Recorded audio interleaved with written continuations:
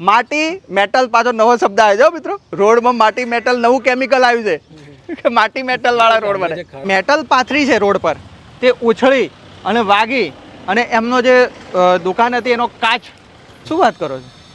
એમાંય પક્ષપાત ચાલે છે? મતલબ કે પાર્ટી મોટી હોય તો ઇન્ટરવ્યુ લેવાનો, નાનું હોય તો નહીં લેવાનું. બોલો મિત્રો, મીડિયાની હાલત જુઓ તમે, ગુજરાતના મીડિયાની, દેશના મીડિયાની હાલત જુઓ. એ શું કરે છે? ખાડા પૂરીને ઉપર આમ ટેકરો કરે. ખાડા પૂરીને ખાડામાં હેરાન થતો વાહન ચાલક કે માણસ, રાહદારી માણસ ખાડામાંથી બચવા માટે, ખાડા માટે અપીલ કરતો હોય, એ આપણે ટેકરા માટે અપીલ કરે કે ટેકરાવાળા રોડ.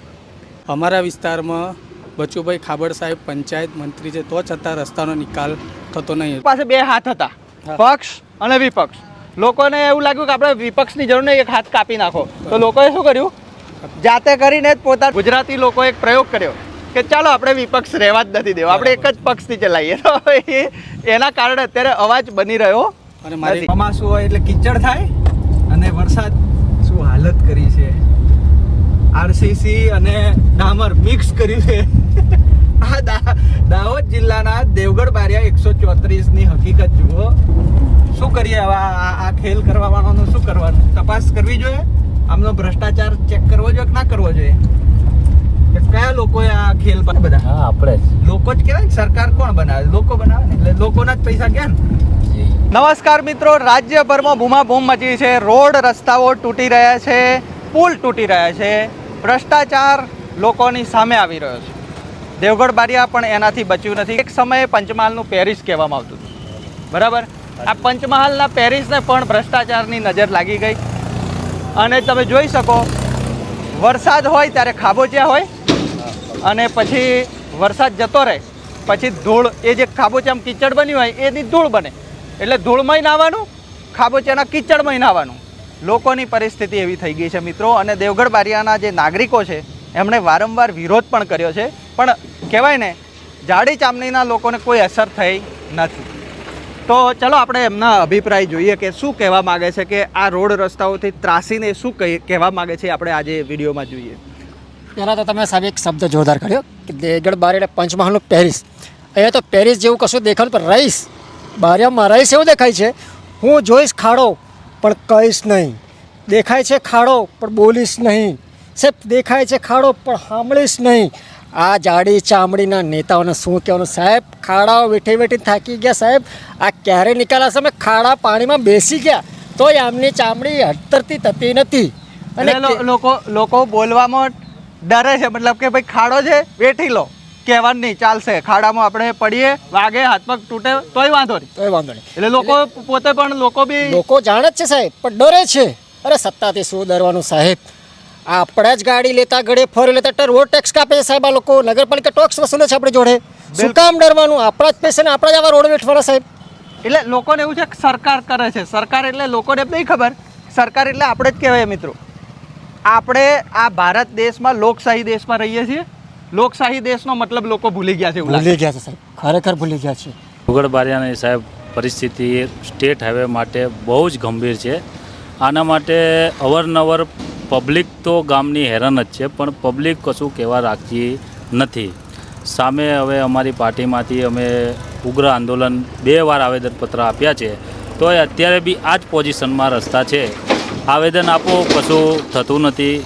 ચાલુ સરકારને પણ કોઈ પણ જાતનો વિકાસ કે કંઈ કામ કરવું હોતું નથી. હમણાં મિત્રો બોલી રહ્યા હતા ભાઈ, ત્યારે ટ્રેક્ટર બરાબરનું ઉછળ્યું ખાડામાં પડીને. અને તમે અવાજ સાંભળ્યો હશે, મને એવું લાગ્યું ટ્રેક્ટર આપણા પર આવી ગયું. એ સમય દરમિયાન આવું મોટા વાસણો નીકળે છે જે વજનદાર, તો એના પથ્થર બી ઉછળીને આપણાને વાગતા હોય છે. સામે આવા ઈજાગ્રસ્ત થાય છે, ગાડીઓને નુકસાન થાય છે, પોતાની ગાડીઓ ખરાબ થાય છે, માણસો પડે છે. તો કોઈ જાતનો તંત્રનો એ ગાડી. તમને આ વાત તમે કરી તો મને એક કોલ આવ્યો મિત્રો કે તમે ખૂબ સારું ચેનલમાં આપી રહ્યા છો. વચ્ચે એક રોડનો મેં આપણી channel per the trial time પર મેં આ રોડનો જ એક વિડીયો મૂક્યો હતો. તો એ ભાઈએ મને કોલ કર્યો, કીધું કે આ જે મેટલ પાથરી છે રોડ પર, તે ઉછળી અને વાગી અને એમનો જે દુકાન હતી એનો કાચ તૂટી ગયો. બરાબર છે. અને બચી ગયો હું, નહીં તો મારા માથામાં વાગતો તો મારું રામ રમી શકતા હતા. બરાબર છે. એટલે રોડમાં પૂરણ કરવાનું, તો એ પૂરણ કેવું હોય છે? ખાડા પડે તો પછી લોકો ટેકરા ખાડા પર. માટે બૂમા પાડે, ખાડા પડ્યા, એટલે પેલા થોડું જાડી ચામડીના લોકોને થોડી અસર થાય, અને અસર થાય પછી શું કરે છે, ખાડા પૂરીને ઉપર આમ ટેકરો કરે. ખાડા પૂરીને ખાડામાં હેરાન થતો વાહન ચાલક કે માણસ, રાહદારી માણસ, ખાડામાંથી બચવા માટે, ખાડા માટે અપીલ કરતો હોય, એ આપણે ટેકરા માટે અપીલ કરે કે ટેકરાવાળા રોડ. ખાડામાંથી પાછળ તમને ટેકરા પર ચડાવે, ટેકરા પરથી બી પડવું જ પડે મિત્રો. એવી ગાડીઓ પછડાય અને એવા અકસ્માતો સર્જાય આ રોડના કારણે. કેમ કે એક બે વ્યક્તિ મરે તો એને કોઈ ધ્યાન પર લેતું નહીં. હવે આપણા દેશમાં લોકોમાં જે સંવેદના હશે એ સંવેદના હવે મરી પરવારી છે. એટલે એકાદ માણસ મરી જાય તો કોઈ જોતો બી નથી, આમ કરતો કરતો જતો રહે. એટલા આપણે આ દેશની અંદર આપણે માણસ તરીકે માણસ રહ્યા નથી. હું તો ત્યાં સુધી કહું છું, લોકોને ખોટું લાગે છે, મારું બોલેલું ઘણું ખોટું લાગે છે, પણ આ ભારત દેશ લોકશાહી દેશ છે અને એનો હું પણ નાગરિક છું. એટલે જે હકીકત છે હું બોલતો રહું છું. બરોબર છે. અને બધાને એ જ કહીએ છીએ કે તમે તમારી લોકશાહી જીવશો નહીં તો લોકશાહી ખતમ થઈ જશે. તમે જેટલું ડરશો એટલી લોકશાહી ખતમ થશે. એટલે આજે તમે કીધું ને કે ખાડામાં પછડાય છે, માણસ પડે છે, વાગે છે, બાઇક પર જતા કોઈ મહિલા હોય, સગર્ભા હોય અને પડી જાય તો એના 2 જીવ જોખમમાં મુકાય છે. તો આ બધી સમસ્યાઓ લોકો વેઠી રહ્યા છે પણ બોલી રહ્યા નથી. બીજું કે સાહેબ, ચાલુ સરકાર છે એમની, એ સરકાર દરમિયાન એમના જ પક્ષના માણસો, એમના જ દેવગઢ બારિયાના પ્રમુખો છે, એ લોકો એવું કહેવા માંગે છે કે અમે મુખ્યમંત્રી ભૂપેન્દ્રસિંહ પટેલને અમારો લેટર પેડ આપ્યો છે અને રસ્તાની માંગણી કરી છે. એ વાતને આજે 4-4, 5-5 વર્ષ થઈ ગયા છે, હજુ સુધી એનો કોઈ નિકાલ નથી. માણસોને સોશિયલ મીડિયા દ્વારા આર્થિક રીતે બધું મૂકીને બતાવે કે અમે ભૂપેન્દ્ર સાહેબને રજૂઆત કરી છે, પણ આનો કોઈ નિકાલ છે નહીં. એની ગેરંટી શું કે મુખ્યમંત્રી સાહેબ સુધી રજૂઆત કરવા ગયા હશે? બસ આ સોશિયલ મીડિયા દ્વારા જે વાત ખાલી કહી છે દેવાનું. મૂકી રાખે છે, બાકી મુખ્યમંત્રી દ્વારા કોઈ આ રસ્તાનું નિરાકરણ થતું નથી સાહેબ. મને તો એમાં ડાઉટ છે કે મળ્યા હશે કે નહીં મળ્યા હોય. હા, અને વોટ ડે જે સમયે છે ને આ બધી વાતો બહાર આવતી હોય છે હા. કે અમે મંત્રી સાહેબને બોલાયા છે, આરએમડી સાહેબના હમણાં રિપોર્ટ થયા, હમણાં જે આ બ્રિજ તૂટ્યો, ગંભીરા બ્રિજ તૂટ્યો, એની પછી ઘણા બધા બ્રિજોની ચકાસણી થઈ અહીંયા અમારા વિધાનસભાની અંદર. ત્યાં જઈને માત્ર ને માત્ર ખાલી ફોટા પાડી અને અપલોડ કર્યા છે આ લોકોએ કે આ પછી સ્થિતિમાં છે અને આ બંધ કરવામાં આવશે, પણ કોઈ બી બ્રિજનું અત્યારે બંધ હાલતમાં નથી, કોઈ એનું સમારકામ ચાલતું નથી, કશું નહીં. જે પ્રમાણે બીજું કે ઓવરલોડ રેતીની ટ્રકો જે 50-50, 60-60 ટ્રકની ભરીને નીકળતી હોય છે, એ એઝ ઇટ ઇઝ રાત દિવસ ચાલુ રહેતી હોય છે. આનું કોઈ કશું નિરાકરણ છે નહીં. બરાબર. એટલે તમે સમજી શકો મિત્રો કે કઈ રીતની હકીકત છે અહીંયા, કે રોડ બને છે તો રોડની એક માપ હોય છે કે આટલી મેટલ, પછી આટલું એના પર બીજું લેયર, ત્રીજું લેયર, 4 લેયર બને ત્યારે આટલો જાડો રોડ બને તો એ તૂટે ના. એનું રોડ બનાવવાનું એક વિજ્ઞાન છે, પણ આપણે તો વિજ્ઞાનમાં ક્યાં માનીએ છીએ? આપણે તો ચાદર ઓઢાડી દેવાની, કાળું દેખાય એટલે ડામર ખાલી છોંટી દેવાનું, એટલે ચાદર ઊંચી થાય એવા રોડ, ઘણા વિડીયો વાયરલ થયા છે, ચાદર ઊંચી થાય એવા રોડ બને છે. એટલે આ દેશનો નાગરિક જે છે એ બોલી રહ્યો નથી પણ બધું સમજી રહ્યો છે મિત્રો, એટલું આપણે સમજીએ. જી જી. તમે કંઈ કહેશો રોડ વિશે? આપણા નમસ્કાર સાહેબ, તમારો ખૂબ ખૂબ આભાર કે તમે અમારા 134 વિધાનસભામાં તમે અમારે મુલાકાત લીધી, કે તમે ઈચ્છો છો કે અહીંયા પણ કંઈક સારું થાય. 14/7/2025 આમ આદમી પાર્ટી દેવગઢ બારિયા ટીમે, હું જાતે, આ મારું સેકન્ડ બાઇટ છે મીડિયામાં, હું જાતે રોડ પર બેઠો છું અને અત્યારે 5-6 દિવસ થયા તો પણ હજુ કોઈ નિકાલ કરવામાં નથી આવ્યો. જ્યારે વોટ લેવાના આવે ત્યારે ધાક ધમકીથી આ લઈને દારૂ પૈસાથી લઈ જાય છે. અત્યારે અમારા વિસ્તારમાં બચુભાઈ ખાબડ સાહેબ પંચાયત મંત્રી છે તો છતાં રસ્તાનો નિકાલ થતો નહીં. લોકોને શું જરૂર છે? પ્રાથમિક સુવિધા તો એમને પૂરી પાડવી પડે કે નહીં પાડવી પડે? પાડવી જોઈએ. બસ આટલું જ મારું કહેવું છે સાહેબ. લોકો બીજું કંઈ માગી રહ્યા નથી મિત્રો, રોડ, રસ્તા ને પાણીની આટલી વીજળીની સુવિધાઓ માગે છે. લોકોને બીજું કંઈ જોઈતું નહીં, પણ એ પણ મળી રહ્યું નથી. હવે એ હાલતમાં છે, લોકો પરેશાન છે. અમારા વિસ્તારમાં સાહેબ શું છે, બધા ગભરાય છે. અમે લોકો તો રોડ પર ઉતરી ગયા છે ને રોડ પર દેવગઢ બારિયા તો દીપડાઓનો પ્રદેશ છે, ત્રાડ નાખે એવા લોકો હોય ને તો કેમ ગભરાય છે? એમ ગભરાય છે. હવે એમને ખ્યાલ નથી, પણ અમે લોકો તો જાહેર જીવનમાં અમે વેલ એજ્યુકેટેડ છે. હું BA ગ્રેજ્યુએટ છું, પણ મારામાં બીક નથી સાહેબ. હું તો જ્યાં અન્યાય થતો હશે ત્યાં જાહેરમાં લડીશ. મને કોઈ ધાક ધમકીથી બીક લાગતી નથી. હું 2021 થી 25 લગીને આમ આદમી પાર્ટીનો યુવા મોરચા પ્રમુખ છું. બરાબર. હરેક નાગરિકને તકલીફ પડતી હોય ત્યારે હું રોડ પર ઉતર્યો છું. તો તમે ત્રાડ નાખો છો પણ બીજા બધા બી ત્રાડ નાખો એમ કહેવા માંગો છો, હા, એવું બરાબર કહેવા ને? માંગુ કે છું કે બાકીના ભૂલી બધા ના પણ આવો તમે. બોલો, તમે બોલશો નહીં તો પછી આજે આ એક તકલીફ છે મિત્રો કે આજે તમે બોલો છો ને તો તમને એવું લાગે છે કે હું જ બોલું છું, પણ એવું નથી. તમે બોલો છો તો બીજા 10 તમારી સાથે જોડાય, 10ના 100 થાય, 100ના 1000 થાય અને લાખો લોકો બોલે તો અમે- ફરક પડે. અમારું સાહેબ બીજું એક કેવું, અમે જે લડત લડીએ છીએ અમારા પરિવારને અમારા માટે નથી લડતા. અહીંયાથી સરકારી અધિકારીથી માંડીને ભાજપ હોય, કોંગ્રેસ હોય, તમે ભાજપને કાર્યકર્તા તમે બતાડો કે આ રોડ માટે ગ્રાઉન્ડ લેવલ પર ઉતર્યો હોય કે એમને રજૂઆત કરવી હોય એવું કોઈ એક એટલે પણ વ્યક્તિ આમાં નથી. આમાં એક તમારી વાત હું સમજુ છું. હું મિત્રો એવું કહેવા માંગીશ કે લોકો પાસે બે હાથ હતા, પક્ષ અને વિપક્ષ. લોકોને એવું લાગ્યું કે આપણે વિપક્ષની જરૂર નહીં, એક હાથ કાપી નાખો. તો લોકોએ શું કર્યું? જાતે કરીને જ પોતાનો એક હાથ કાપ. હવે તાલી પાડવી હોય તો તાલી પડે. એટલે પક્ષ અને વિપક્ષ મિત્રો લોકશાહીમાં બહુ જરૂરી છે અને એ વાત સ્વીકારવી જોઈએ. પણ લોકોએ શું કર્યું છે? ગુજરાતી લોકોએ એક પ્રયોગ કર્યો કે ચાલો આપણે વિપક્ષ રહેવા જ નથી દેવો, આપણે એક જ પક્ષથી ચલાવીએ. તો એના કારણે અત્યારે અવાજ બની રહ્યો અને નથી. મારો એક છેલ્લો પ્રશ્ન છે સાહેબ કે ભારતીય જનતા પાર્ટીની સરકાર છેલ્લા 30 વર્ષથી છે. લોકોએ ખોબલે ભરી નોટ આલેલા છે. કેટલી લીડથી સાહેબ જીતતા આવ્યા છે. ઠેઠ દેવગઢ બારિયા નગરપાલિકાથી લઈને ઠેઠ પાર્લામેન્ટ લગી સરકાર છે. તો તમે એક સામાન્ય રોડ ના બનાવી શકો સાહેબ? એના માટે અમારે રોડ પર ઉતરવું પડે. રોડ ના બનાવી શકો એટલે રોડ પર ઉતરવું પડે. વિચાર કરો આ કેવી વેદના તમે કહેવાય. વેદના તો તમે જો ખાલી પ્રાથમિક સુવિધા તો હાલો. ખરેખર. મારો એક પ્રશ્ન છે કે 134 વિધાનસભા હાલમાં તમે જોયું જે કૌભાંડ થયું, એટલું બધું ચર્ચિત થયું, એટલું બધું ફેમસ થયું વિધાનસભાનું કે ખરેખર આપણને કહેતે શરમ લાગે કે હાલો અમારા વિસ્તારનું આટલું બધું કૌભાંડ. તો એ લોકો એટલું બધું કૌભાંડ કરે છે કે સામાન્ય રોડ તો બનાવો સાહેબ. લોકો શું માંગી રહ્યા છે? ભાઈ તમે જે કર્યું, ભર્યું, ઘર ભર્યા, પણ લોકોની સુવિધાઓ જે તમારે કહેવાય ને લોકોએ ગ્રાન્ટ ફાળવી હોય સરકારે, એ સરકારે જે ફાળવેલી ગ્રાન્ટ છે એમાંથી બનાવવાનું છે. તો પછી શેનો આટલો બધો તકલીફ પાડીને આપો છો? હવે માની લો કે રોડ તો બનાવવા જ પડશે, તૂટી ગયા છે તો આટલો વિરોધ થઈને બનાવશે, એને કરતાં વિરોધ થાય પહેલાં જ બનાવી દીધા હોય તો. અત્યાર સુધી અમે લોકો 3 વાર આવેદનપત્ર આપ્યા છે, 3 વાર રોડ પર ઉતર્યા છે. આજે 5-6 દિવસ પહેલાં પણ હું બેઠો હતો, તમને વગાડી વાત કરી હતી, તો પણ હજુ કોઈ નિકાલ આવતો નથી. 2-4 દાડા મીડિયામાં ચાલ્યું, પછી પતી ગયું. મીડિયા પણ સતત બોલતું નથી, ખાલી મુદ્દો લે છે, ઉઠાવે છે, મૂકે છે અને પછી બીજા મુદ્દા તરફ લોકોનું ધ્યાન ખેંચી દે છે.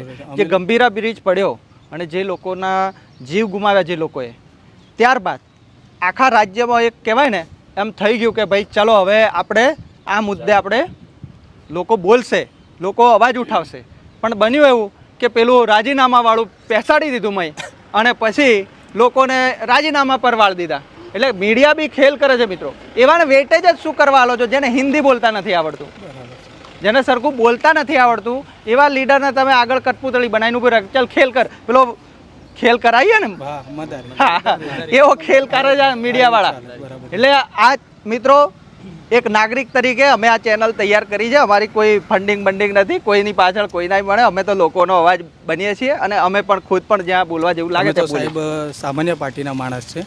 ઘણા પત્રકારો અમારા ઇન્ટરવ્યૂ નથી લેતા, પણ અમે તો છતાં અમારો જે સોશિયલ મીડિયા અમારું છે અચ્છા એમાં અમે ચલાવીએ છીએ. શું વાત કરો છો?